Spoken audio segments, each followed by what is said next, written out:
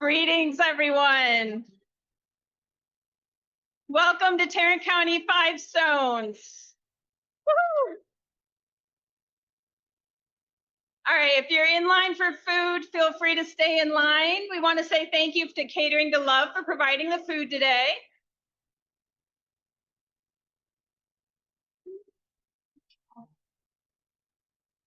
If you're new to Five Stones, please take a moment, scan this QR code. You've also seen this at the registration table. This helps us know who's in the room. It also gives you the opportunity to add yourself to our email list if you'd like meeting reminders and announcements and things like that. As a note, next month, we're going to hear from the National Center for Missing and Exploited Children, but we will not be able to record the meeting due to some confidentiality rules. So if you want to hear them, you will need to be either present in person or online because we will not have a recorded meeting afterwards. We'll have our updates and things like that posted, but we won't have the actual presentation posted.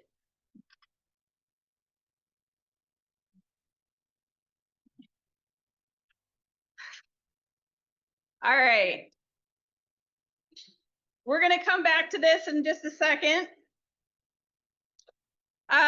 If any clean the room after Five Stones, we can always use volunteers. Glenna, wave your hand. Glenna is going to be our coordinator for anybody who wants to help clean.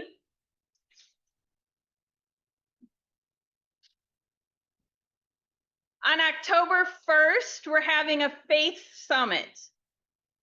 There's some flyers that are out on the table near the registration desk. Please help yourself, grab some flyers, take them to your faith community, spread the word, encourage your leadership to come to this. This is their opportunity to learn about how the church and the faith community can fight human trafficking.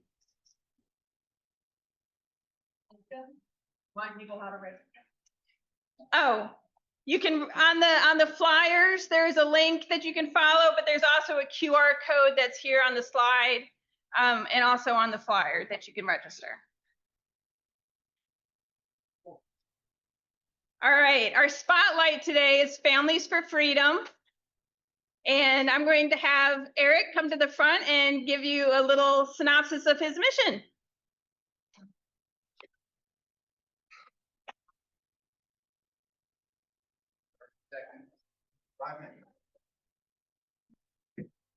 Speak in the microphone and just like. Yes, you can take it off. Okay. Hey guys, you need a microphone with me? This is for the online crowd. Oh. Okay. Okay. Hi, online peoples. I cannot express enough about the collective work we are all doing in the space of trafficking, domestic violence, sexual assault. I am not the founder, but I'll tell you a little quick story. In 2014, our youngest son, Zach, was a sixth grader in, he was 12 years old, sixth grader in Hearst. For those who remember the 17-year-old that was posing as a sixth grader, that was my son's classmate. He and I were trying to recruit him for our 12U baseball team. And HEB, ISD, they did a good thing. They brought in a lot of local Tarrant County nonprofits to give us rape counseling after the fact. At that time, I was working for a national technology company, but I was touched to go start volunteering at some of the Cowtown, Fort Worth nonprofits. Fast forward a little bit, I meet Michelle Morgan from One Safe Place. She kind of welcomes me into her ecosystem. I didn't know what the hell was going on there, but I got another calling, serve a little bit more. It was about 3 to 4 years ago, we welcomed Families to Freedom. And it went down like this, a room about this size. I hear Families to Freedom, this is what we do. Who else does it? Nobody. I'm like, get out of here. And Michelle Morgan was like, no, there's not another person or program like it in the state of Texas. sign me up. So I started to volunteer drive. Those that probably have never met Sarah, but she's a lot like me. We were two squirrels that fell in love at the park. And she was like, I know I can't afford you. I'm like, write it on a napkin, we'll make it work. She wrote it on a napkin, and last year was the first year that Families to Freedom has a public person. So I grabbed the shield and the sword, went out in public, met some incredible people. And one of the first things I said to her, I'm like, you run with 5 stones. She's like, I never heard of them. We'll change that. So Families to Freedom was founded in 2015, and our singular mission is to transport victims of domestic violence, trafficking, sexual assault to safety. I'm going to set up a little table back there, but for context, last month we transported 131 people to safety. Thank you. And I never thought on this cell phone I would have gotten a call from Denton County Sheriff, Denton County or Denton PD, Denton County Friends of the Family going, hey, Zarka, we need your help with the sting next week. It was during FIFA. And pulled in Families to Freedom, and I just hear all this coordination of events or coordination. And at the end, and I'm not saying anything, those are the professionals doing the work. But as it's winding down, I say something, I'm like, what's the code word? They're like, oh, that's a good idea. Because on a daily basis, Families to Freedom, we get about 200 phone calls. Made sense that we would have a code. And there was a pause, and Sarah looked at me like, all right. I'm like, what about Operation Teal? I don't know why the hell I thought about that color. But then later to read about it and see it on the news, really just helped Families to Freedom get some public attention, because we are the only program in the country who has a singular mission of transporting victims to safety. I'm going to take this opportunity for people listening online here. We need help with volunteer drivers in Fort Worth in the Mid-Cities area. Somebody that can go, oh, I'll take somebody down to the Johnson County Family Crisis Center. I'll take somebody to Denton. Or we have 2 trips presently, one going to Michigan, one going to Connecticut. Because the abusers, as we all know, like to cut up those damn driver's license so they can't get on a plane or a flight. Thank you. Thank you.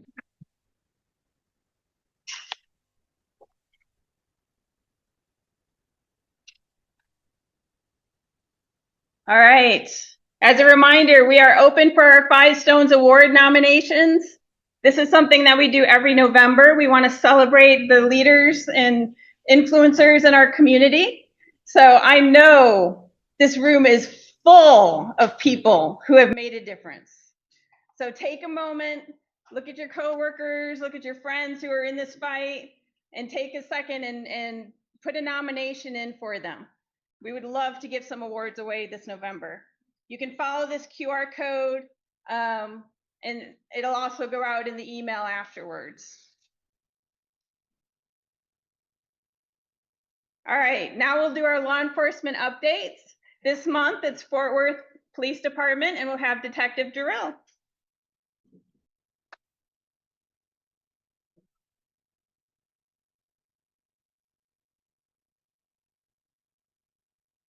Don't care. Good morning, everybody. I'm sure I'm a new face for a lot of people, so just to put it in context, I'm the new Maria Rand. Okay, now we know who I am. Okay. So nice to see everybody. This is my first time doing this. So in Fort Worth, what we've got going on this month is we've got 8 new cases that we're working. 4 of those are involving juveniles, so they're kind of high on our priority list. There's one specific case where we have multiple juvenile victims. So far, we've identified 3. 2 suspects have already been arrested in that case, and then we have 4 more pending arrest warrants with that one and multiple search warrants as well. Detective Austin's also working a pretty big case regarding a person of authority taking advantage of some people in a vulnerable population. They'll probably be heard about later, but we can't get into details about the facility or anything like that or the victims. But there's been 2 victims identified in that, an arrest warrant pending for that, and then multiple search warrants have already been executed for that for documents and things of that nature. Outside of that, we're working 2 IMB illicit massage business investigations right now. We're doing a lot of cleanup still from FIFA, so all the phones that we've sent off for search warrants and stuff, we're pending a lot of returns on that to continue our investigations there. And we're working 20 additional cases as far as continuing investigation goes.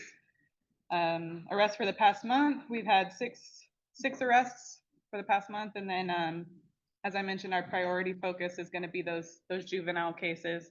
One that I'm actively working right now is involving a 13-year-old, so we're pending a second an FI on her. We FI'd her last week, and we're going to have to FI her again this week. Any questions? All right, bye. I'm again Detective Durrell, not Maria.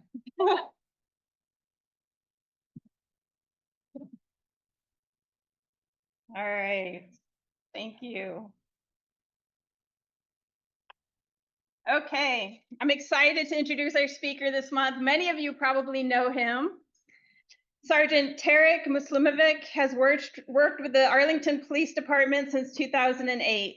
He received his associate's degree in business and bachelor's degree in criminal justice from the American Intercontinental University. He served in various assignments before promoting to sergeant in 2017. He served on the Special Response Team for 2 years and is currently serving on the Special Weapons and Tactics, SWAT, as a negotiator. He is a Master Peace Officer and a TCOLE Advanced Instructor. He spent 3 years overseeing physical and sexual abuse cases as a sergeant over the Crimes Against Children Unit. In his current assignment, Sergeant Muslimovic is responsible for overseeing child exploitation and human trafficking investigations with the Human Exploitation and Trafficking Unit. Please welcome Sergeant Muslimovic.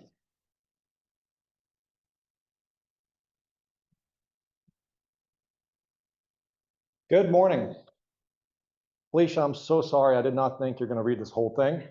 It would have been just one sentence had I known the bio was going to be read out. So I apologize. You have to listen to that. But I'm Tarik Muslimovic, or I'll go by Tank. Welcome to call me, whatever you like in that regard. It's an easier name to remember. I want to start off by just saying thank you to Five Stones, Felicia, and everybody that partakes in this organization. I think it's very powerful when the community comes together and discusses these topics. I've been to these before, and every time you guys fill up the room. I know it's not because of me today, so I appreciate that, and that's what's required. I think this is a topic that we need to discuss more often. It's a topic that we need to keep spreading the knowledge of. So thank you for that. Secondly, the stage is a big stage, but it's not big enough to host our entire task force. I think they just sacrificed me and tossed me up here to talk about FIFA, which is a 4-lettered F word I don't want to really repeat again. But that said, you know, it's me speaking up here, but reality is so many of you in this room and outside this room deserve the credit.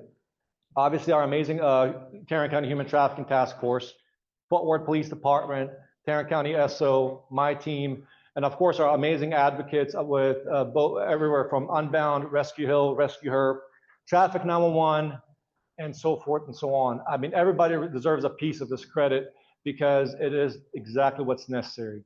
What my goal in this whole recap, lessons learned, is my objective is to simply talk about what it took us to get to the point of hosting FIFA, running FIFA targeted human trafficking operations. We'll talk about the outcome. We'll talk about how we planned it, what the results look like, and then simply lessons learned. I'll give you a lot of my opinions. Then obviously a lot of this will be backed up by facts with stats and data. Personally, I hate data. I hate numbers because they don't tell us the entire story. The reality is, this is a recap, this is lessons learned, but every one of those detectives that work these cases, including our amazing prosecutors, simply are just now starting the cleanup, start investigating those cases, sending off search warrants.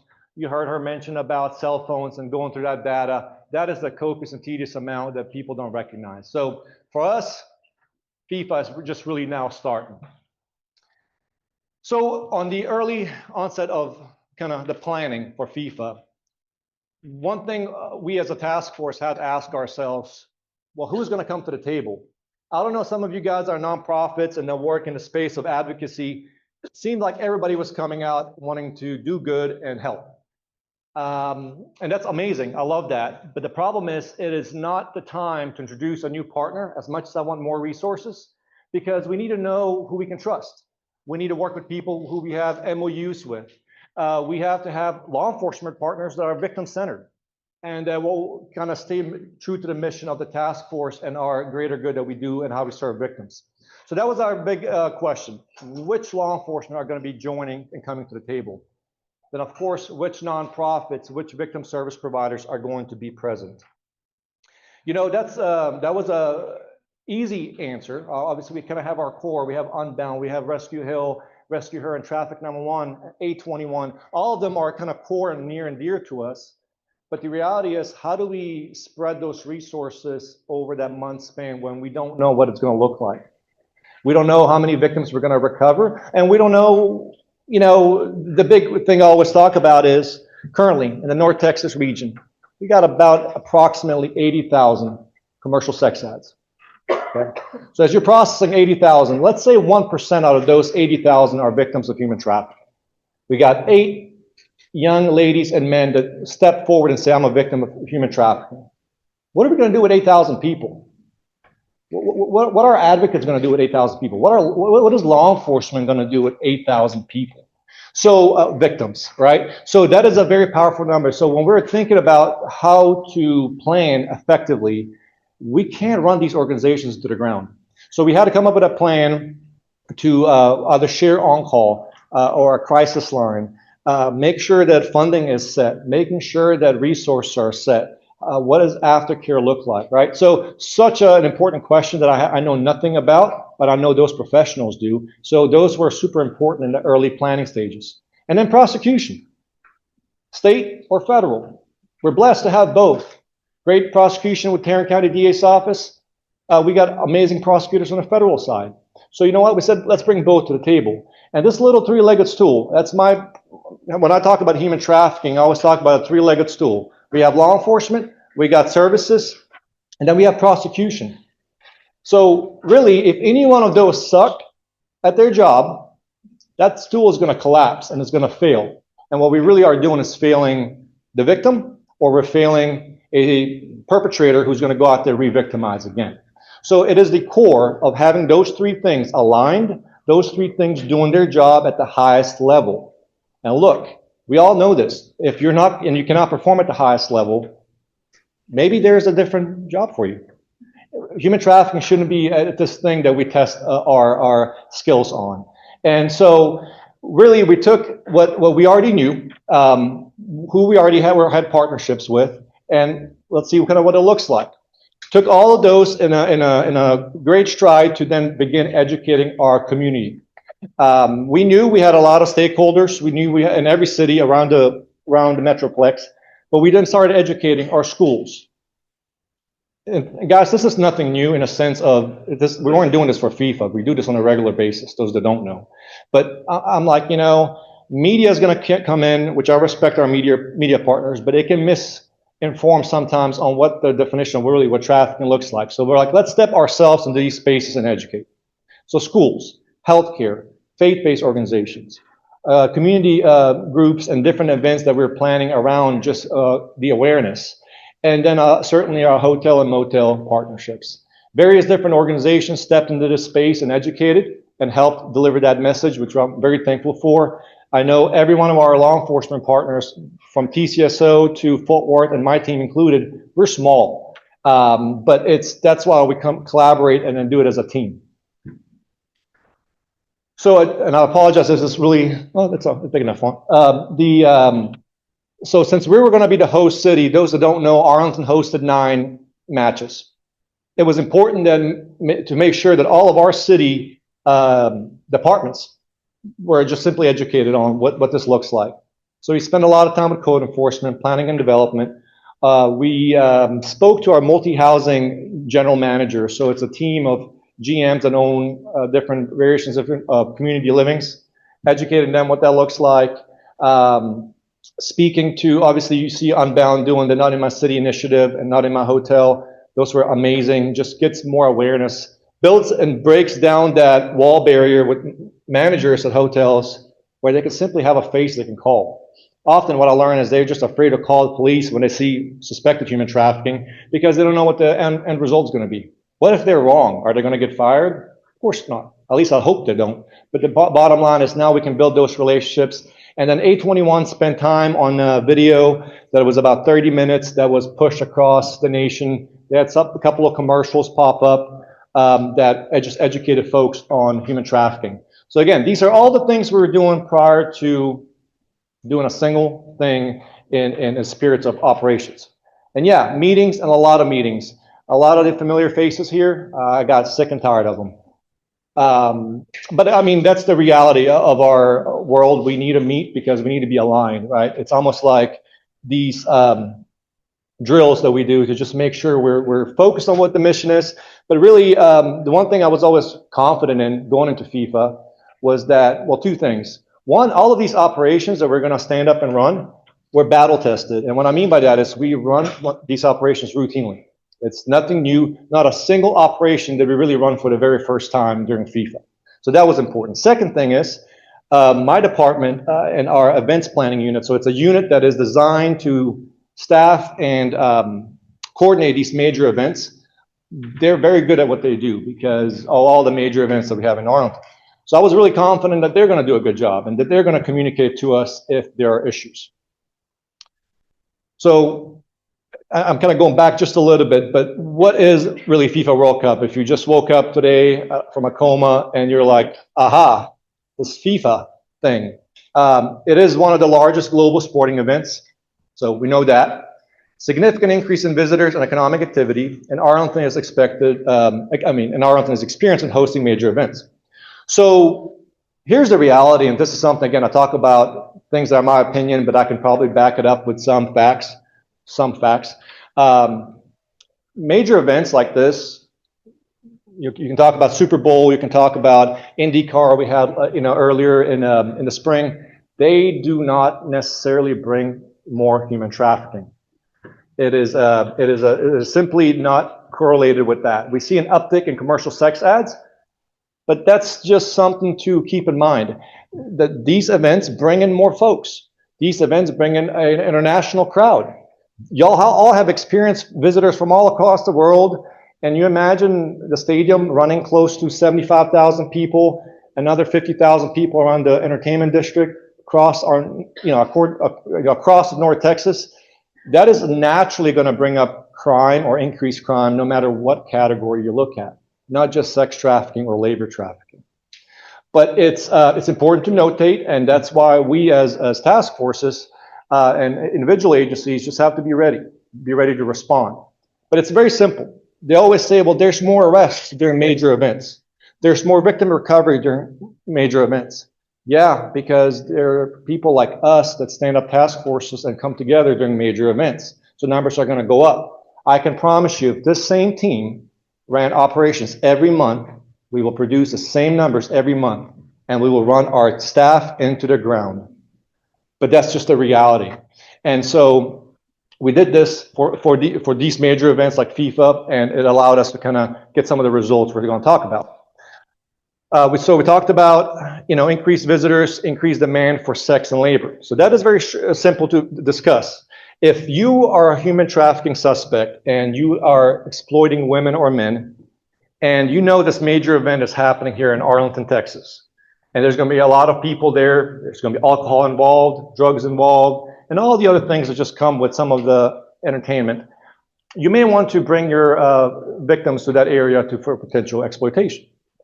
it's a thing that does happen and something that we can see and recognize that a little small uptick, but it's just not a event-specific thing. Traffickers, we know they exploit their victims through hotels, transportation, and online platforms. That is nothing new to us as a department or a task force. It's just something that we need to be aware of. And activity often shifts from, from online during major events. Often to online during major events. So that's the typical thing when we talk about human trafficking is a crime that hides in plain sight, because a lot of these perpetrators will hide behind those screens, computers, et cetera, and exploit those victims in that capacity, where they're not necessarily very visible to the public. They're not walking the streets. They're not being exploited out in a public's eye.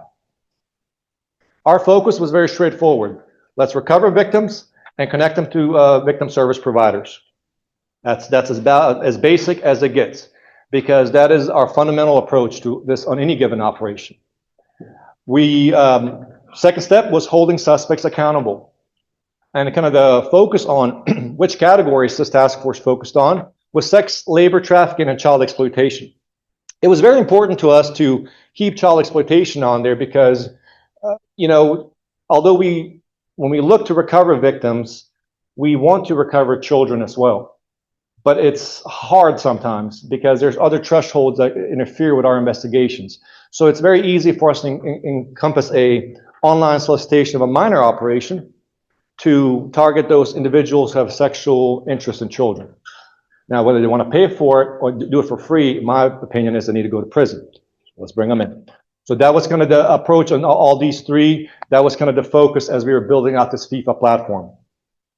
And so really what came down to it is Operation Red Card.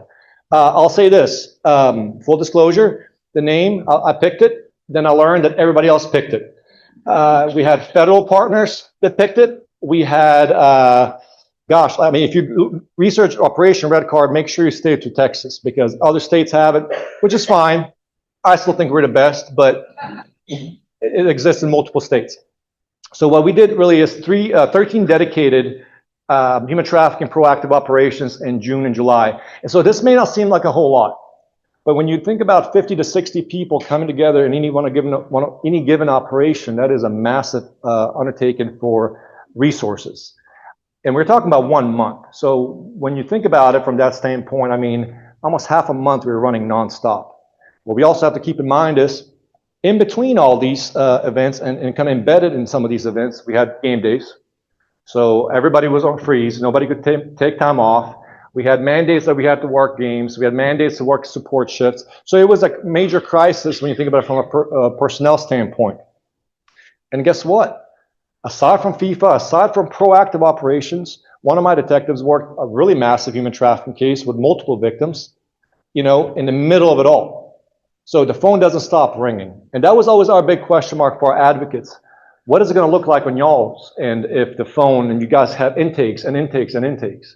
So, we're blessed to have a multi kind of discipline team here and a great collaboration.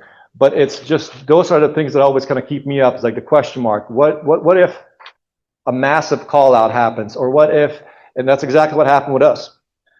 One of our detectives that was on call and I were on hour number 18 into our shift, and we go home, and then the phone rings, and it's a call out. So you have to make that decision. What's best for the case, best for the personnel? What do we do? Do we pick this up the next morning, or do we respond at night? So it all worked out, luckily.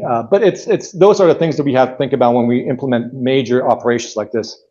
So we talked about our focus already, victim outreach. That's simply contacting potential commercial sex workers that are victims, give them resources, work those cases, and find out if they're being exploited. Demand suppression. We talked about this a little bit, but it's the sex buyers, the Johns things, etc., where predominantly men are coming and buying sex, which we know fuels our human trafficking trade. And then online solicitation of a minor operation, which that's where we portray ourselves as children, follow very strict ICAC or Internet Crimes Against Children protocols, and then obviously arrest those subjects. And the last thing that we did was a little different, and we took about maybe decade and a half step back where we actually in Arlington deployed real physical undercover detectives. They were female detectives and officers, where they were put in strategic spots and they were contacted by men. They were basically acting as commercial sex workers undercover. And I tell you, some deployments, it took about a minute for a subject to show up, solicit them for sex. We had sex traffickers approach our undercover detectives, and that's kind of the goal of this operation, of this physical undercover operation, is to make contacts with potential traffickers, also known as pimps, and slang word, so we can then work them and prevent them from further exploiting other women, right? So that was kind of that build up, and that was something that we did a study a couple years ago in Las Vegas with Las Vegas Metro. So our partnership breakdown. Law enforcement, we had Tarrant County Sheriff's Office, Fort Worth Police Department, DPS, Secret Service, and the FBI. Obviously, you also had Arlington in there. So that was kind of the core of law enforcement. Every detective, investigator, officer had a specific role and assignment. Every agent had a specific assignment. We came together as one. There was no ego. I can tell you, like I said, I'm standing up here and talking about this. This is not my baby. This is something that I simply had a privilege to be part of. But Sergeant Jarvis with Tarrant County SO and Sergeant Wagner with Fort Worth PD, we all split this in 3 ways. So everybody had a chunk to basically be responsible for. And on our victim service side, Rescue Hill, Alliance for Children, Unbound, and NET were huge. The thing I want to say is also Alliance for Children, something that they came up with, and I know Unbound and Rescue Hill both assisted with this. Something I always forget and I always neglect is food. Food for our personnel when we run these long operations. But boy, I'll tell you what, during this operation, we had a meal catered, usually breakfast and lunch. Sometimes there was just one, which made people sad. But sometimes we had all 3. And it was great. And snacks galore. I think I gained like 20 pounds, which is good. But the thing is, that was something that was we're so thankful for. It's those small things I always neglect to think about. So they had various different donors and partners that provided food. And then, of course, our amazing prosecutors and our AUSAs that were part of that team and kind of moving it specifically for the Tarrant County side. It was Allison Monty, so she kind of spearheaded that, which was great. Here we go, results. So I will say this, and I will open this up for questions. Y'all can ask whatever you want. I'll be very transparent. There's a couple of things that we're still trying to button up. There's a couple of folks that we're still trying to locate. So with that in respect, I will answer what I can. Here we go. So that's our press release. This just happened, I think, was it last Monday. Great press release led by the Sheriff's Office. And you can kind of go in there and listen to it and read it, whatever the case may be. I'll say this. While we were running this operation on the west side of Tarrant County, west side of the Metroplex, we had partners on the east side. So Dallas PD and HSI ran something different on the north side, on the east side. I apologize. Called it something different, but they specifically focused on the sex buying and sex purchasing. And we'll get to that in just a minute. But here we go. So victim outreach. Again, I mentioned earlier that the numbers don't always tell us the full story. But during our operation, when we focused on victim outreach, we had 45 women that showed up and they were contacted, and we were able to connect them with our victim service providers. Off of those, we then began working human trafficking cases. Some of them outcried. Some of them didn't. On some of them, we had to go and get into their electronics, get into those cell phone devices, and learn that they're being exploited then, even though they're not outcrying. They're not a prostitute when they're still being forced to do this. It just requires law enforcement to do a little bit better. I just approved for a warrant from one of my detectives on one that here we are. This was in June. We're almost end of August. She went through the phone, established probable cause, and issued a warrant for a pimp. And that's what I'm really proud of. So these numbers, you don't see that embedded in here, but it's a continuous thing that we're going to have to keep unfolding. And I always say human trafficking cases just spider web. You start with one victim, one suspect, and you look up, now you have 4 victims or 5 victims. Now you have 2 suspects. So it just kind of grows.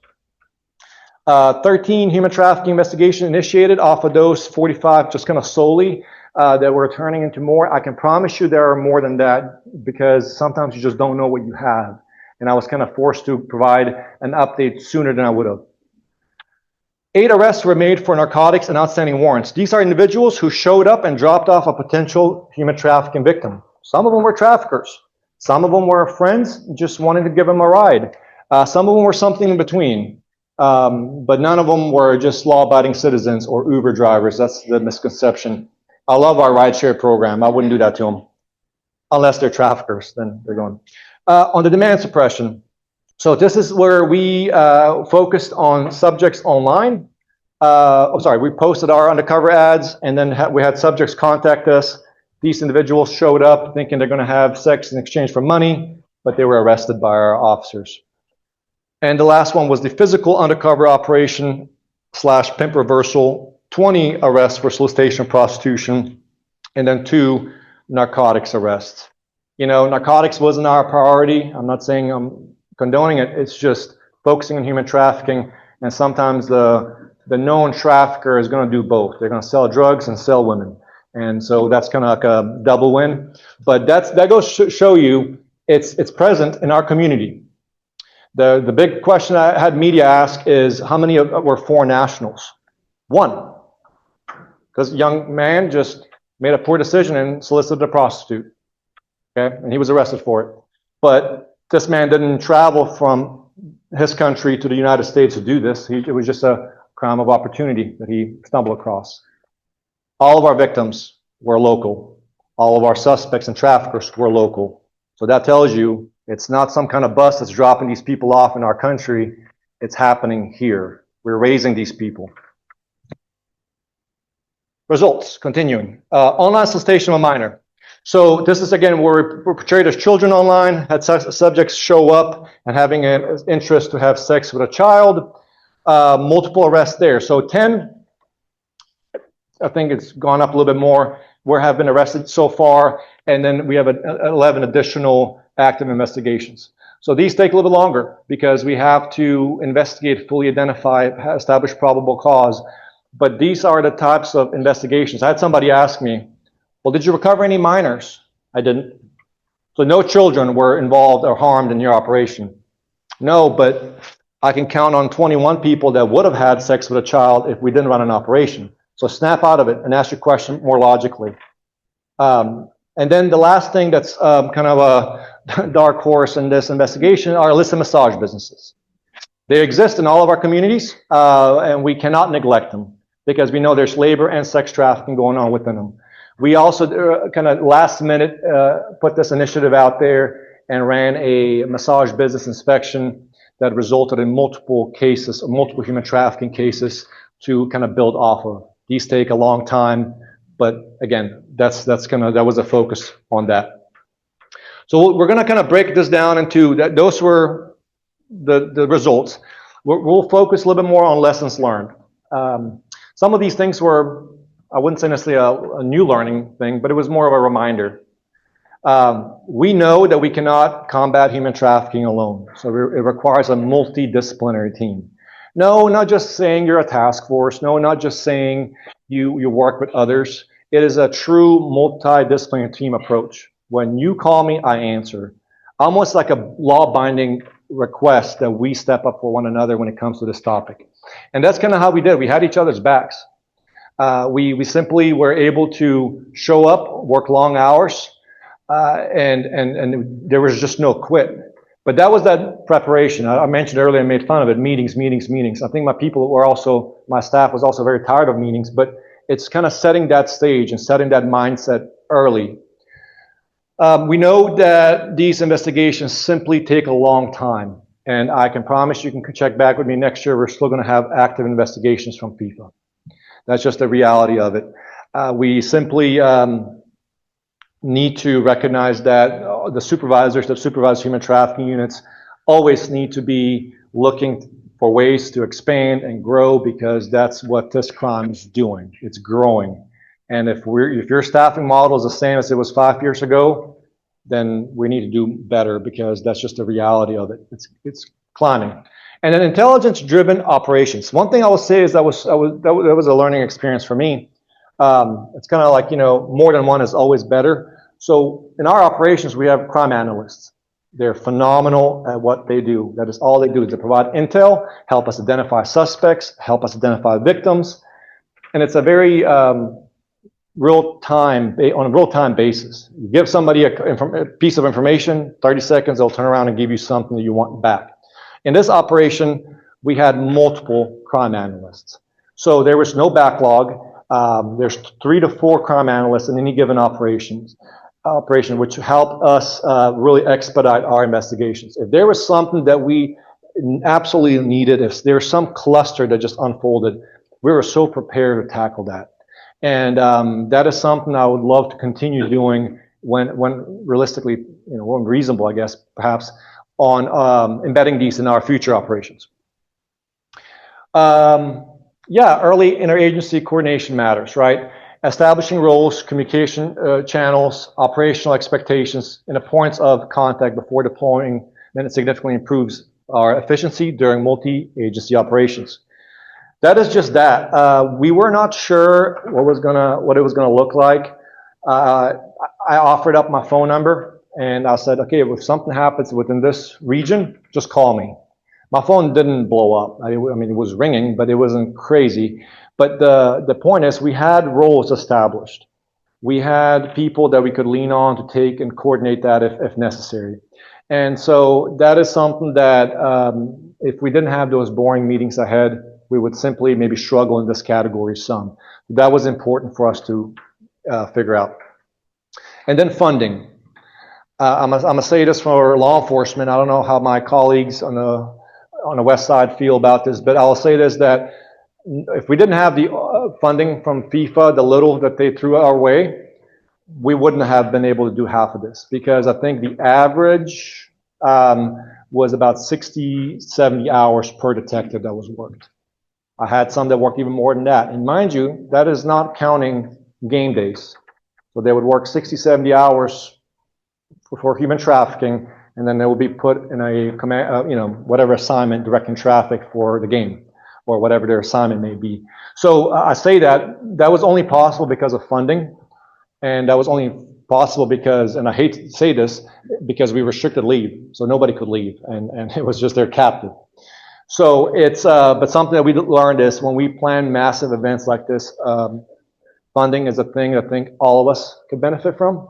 Our victim service providers, law enforcement, our prosecutors, that's what keeps kind of the machine running, right? So that is where grant funding, donations and et cetera help in these various incidents. So those were some of the lessons learned and a kind of the breakdown of what it looks like.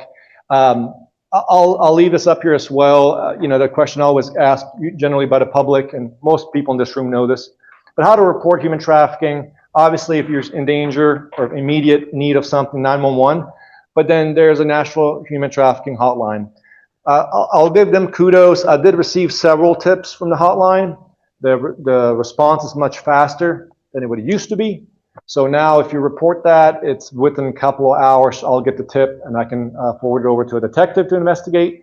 It used to be delayed by 24, 48 hours, and that helps nobody, because these traffickers and victims just move on to the next hotel, motel. So that's kind of it for me. I know it's kind of fast and just kind of to the point, but any questions that I can help answer, and I'm gonna hand it over to Felicia again. All right.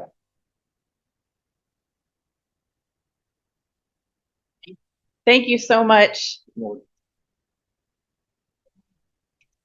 Oh. Did we have any online questions? No. Thank you. You're welcome. Thank you. All right, and I'm sure if some of you do think of some questions that you didn't have in the room, you can always contact me and I can get you in touch with him. As always, we want to leave you with some action steps. So first, take time and learn the indicators of trafficking. Take your phone out, program these two numbers in there, your hotline and your local police reporting line. That one's to Fort Worth PD, but if you're outside of Fort Worth, then find your local police department line. Program those into your phone. So if you do need to make a report, you have the numbers to report it to. Second, as Tank said, everybody needs resources. Support your local service providers financially or with volunteerism. They can definitely use it. You can find our trusted partners on the Five Stones website if you're looking to find out who our partners are. And then also, before major events, take some time to promote staff trainings so your personnel know what to do and know the signs of exploitation. All right, we're ending a few minutes early. So before you leave the room, I have a challenge for you. I want every person to find one person you do not know and introduce yourself before you leave.